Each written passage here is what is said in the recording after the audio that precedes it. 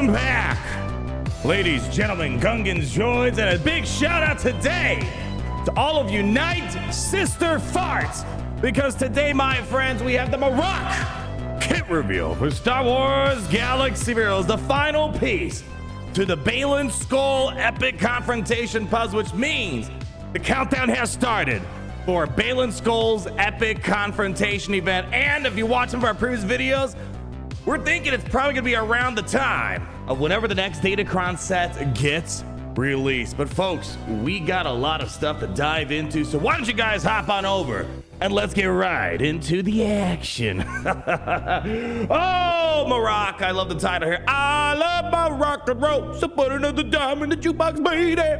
Good one. That was a good one. Oh, this guy, when everyone had hopes, dreams, and aspirations, this was Cal Kestis. Oh no, this is Starkiller. And I'm like, it's not gonna be either of those. It's gonna be some throwaway character, and it was. But this character is not gonna be a throwaway in this game. Seems to be important for not just the mercenaries in Baylan Skoll. But yeah. I don't know, it just seems kind of weird, but it's also gonna be helpful for the Inquisitor, specifically, more importantly, inside of the Reva special mission. Yes, we're gonna get to it, but anyways, let's get rocking and rolling, as the title would suggest of this kit reveal.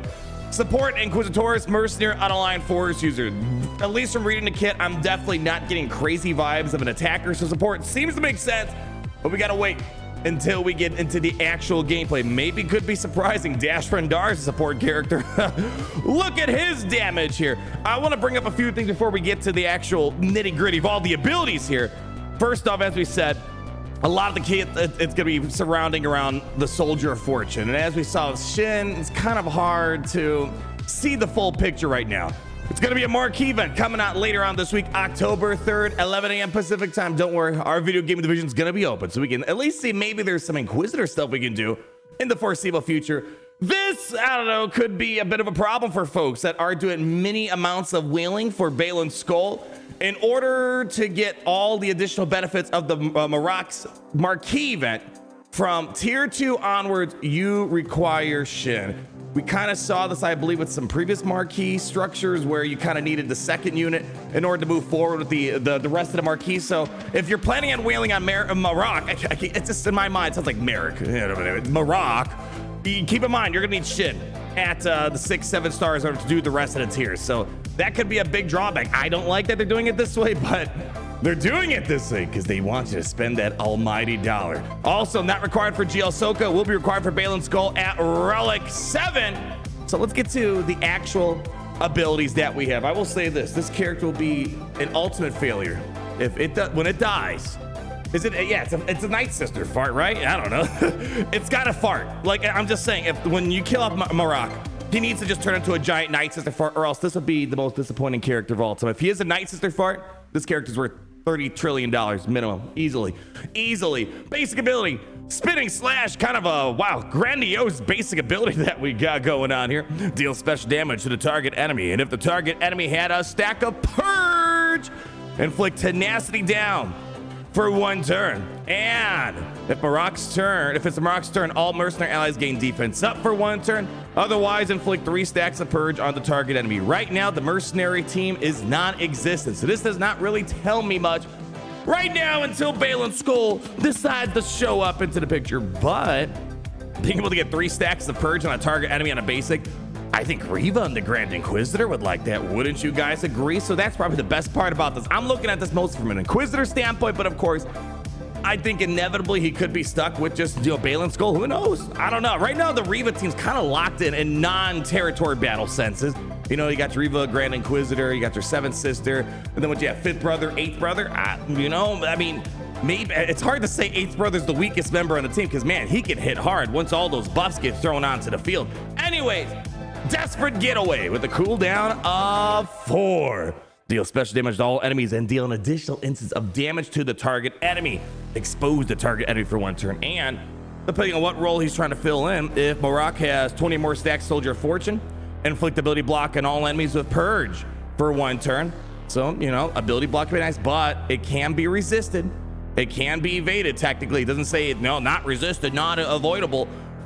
Hold on though, there's more. Consume all stacks of Purge on the target enemy, and if 6 stacks were consumed this way, reset this ability's cooldown. Now, you know, in a Reva team, pretty much everyone's got 6 stacks of purge at the very beginning of battle, so this could be nice. Being able to do this back-to-back could be a big deal. And then for each stack of purge consumed, grant advantage to a random mercenary ally who doesn't have it for 2 turns.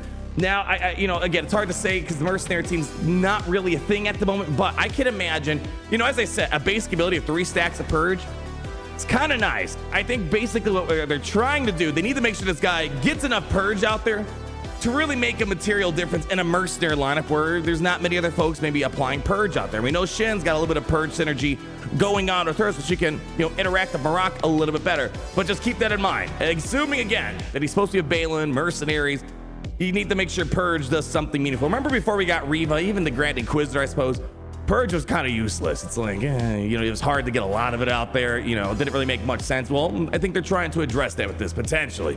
And then here you go. The territory battle Omicron. We'll chat about in a moment. But the masked hunter at the start of the battle, Marrok gains 30% max health, max protection, 50% potency, making sure we're locking in those debuffs that we're reading about here. At the start of his turn, Marrok inflicts defense down for 1 turn on a random enemy of purge, which can't be evaded or resisted. That sounds kind of nice. And whenever another mercenary ally uses the special ability, Marrok will assist. So it's kind of like Seven Sister, almost, for the mercenaries. You know, someone attacks, boom, he's gonna come in and assist. That's what it feels like. And then whenever Marrok scores a critical hit, all mercenary allies gain 5% offense. This could be a big deal. Again, right now, mercenaries don't make a lot of sense, but we need more ways of ramping up damage. We saw preliminary looks on Shin's abilities. She's got some decent damage output. Being able to increase the entire team's offense by 100%, it kind of sounds like a lot. You know, we have to wait. Is it 100% of like 10,000 offense, or is it 100% of 1?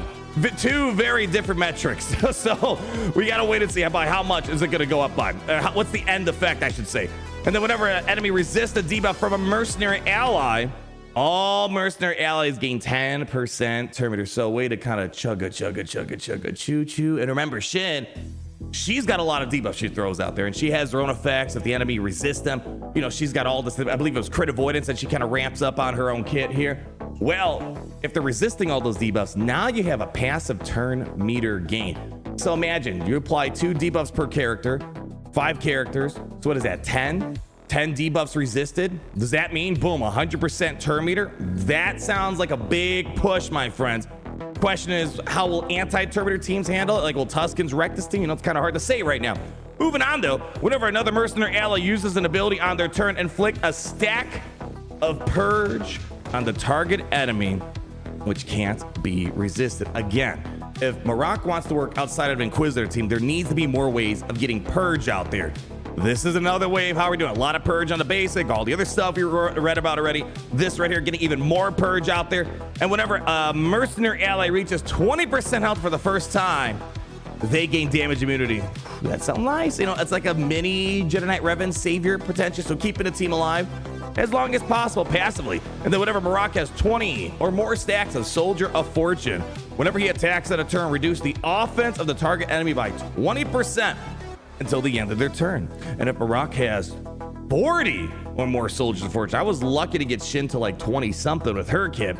Whenever he attacks at a turn, apply an additional 3 stacks of purge. Well, the basic already applies 3.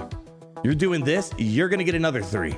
That's like automatically a 6 stacks of purge right there. But notice, it only works with the Soldier of Fortune effect. So technically, it's not gonna really work with the Reva Inquisitor lineup because he needs to have 40 stacks of Soldier of Fortune. And unless there's gonna be some crazy theory crafting thing, who knows, down the road that somehow you can get it, it's not gonna work there. So keep in mind, this is more Baylan specific here. And then, did I get all this already? No. Let's start. If Marrok has 40 stacks or more, whenever he attacks at a turn, apply 3 stacks of purge on all enemies. And using Desperate Getaway will expose all enemies for 2 turns. And expose, especially with max health, is kind of rampant out there. A lot of max health stuff. That's kind of a nice chunk of damage that you're going to get out there. And then the questionable territory battle Omicron. Let me first say this. I would say in general, even without Reva, the Reva special mission isn't that bad. I found it to be easier than, for example, the Kiadi special mission. I don't know if it's easier than the Watam Bor mission, but I'd say it was easier than the Kiadi mission. All you had to do was get the tenacity with Grand Inquisitor. You're good to go. This, I will say, I think they're right. This will make it a lot easier, maybe like full auto at this point. Again, Omicrons are kind of important, limited resources. I don't know if this is the place to put it. But at the start of the battle, Marrok gains 2 stacks of Soldier Fortune for each enemy, and if Marrok is present, enemies can't be revived. Okay, all Inquisitor allies are immune to percent-based health damage. That right there, my friends, is what I'm believing why Capital Games is saying this is going to make the Reva battle exponentially easier. Well, because thermal detonators, they're based off your health.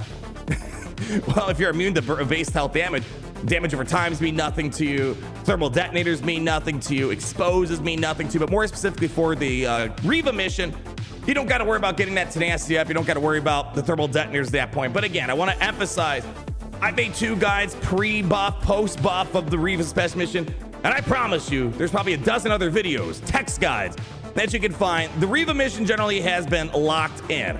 I don't think you need to apply it unless you just want to maybe full auto potentially. Then while enemy has purge, they can't recover health, protection, and Inquisitor ally stack attacks deal additional true damage. You know, that sounds nice, you know, especially when a lot of the waves out there, they have like a ton of health for regeneration, protection regeneration. Again, generally my Inquisitors beat most of the planets. Again, in my opinion, the problem with territory battles isn't necessarily building the good teams. We all know the good teams, right? It's a reflection of territories and Grand Arena. The problem is getting the necessary relics on them to do the higher tiers, like a full Relic 8 Inquisitor team, a full Relic 9 Inquisitor team. I don't have that, but if I had a full Relic 9 Inquisitor team, I'm sure I could beat higher waves. So I just want to put that out there. I think the biggest barrier of entry for territory battles isn't so much Omicrons, it's just mostly building the teams and their relics. That's really it. So, but again, if you want to make it on full auto, I guess. I don't know if I would be one to recommend it to. Soldier Fortune, Marrok. At the start of the battle, Marrok gains 1 stack of Soldier Fortune per Jedi or light side unaligned force user enemy. Okay. So again, we got to, just like Shin, it's a race to get to all the different thresholds of Soldier Fortune that you need. And at the start of each mercenary ally's turn, they gain 2% defense penetration for each stack of Soldier Fortune they have until the end of their turn. And then Marrok gains a stack of Soldier Fortune for each stack of purge inflicted by another mercenary ally. So it's not another Inquisitor ally. It's not it has to be another mercenary ally that you're going to work with. And you know, we tried using Shin with the Inquisitors.